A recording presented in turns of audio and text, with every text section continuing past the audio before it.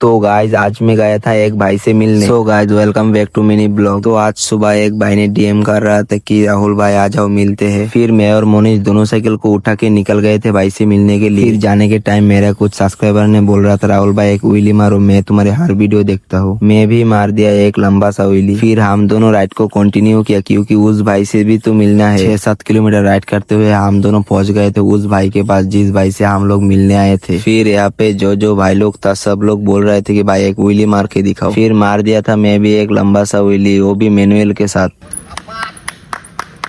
भाई ने बोल रहा था कि एक रील्स वीडियो शूट करने के लिए, इसलिए भाई के साथ रील वीडियो शूट कर रहा था। फिर उस लोकेशन पर कुछ रील्स वीडियो शूट करके भाई को बाय बाय बोल के निकल चुके थे घर के ओर। हम दोनों आने के बाद आकाश और शायन भी पहुंच गए थे उस वाले लोकेशन पे जहाँ पे मेरे को भाई ने बुलाया था। फिर से हम लोग 6-7 किलोमीटर राइड करके आके रुके थे इस वाले ब्रिज पर। So guys thanks for watching this blog. आज के ब्लॉग इतना ही थे, मिलते हैं नेक्स्ट ब्लॉग में, बाय बाय।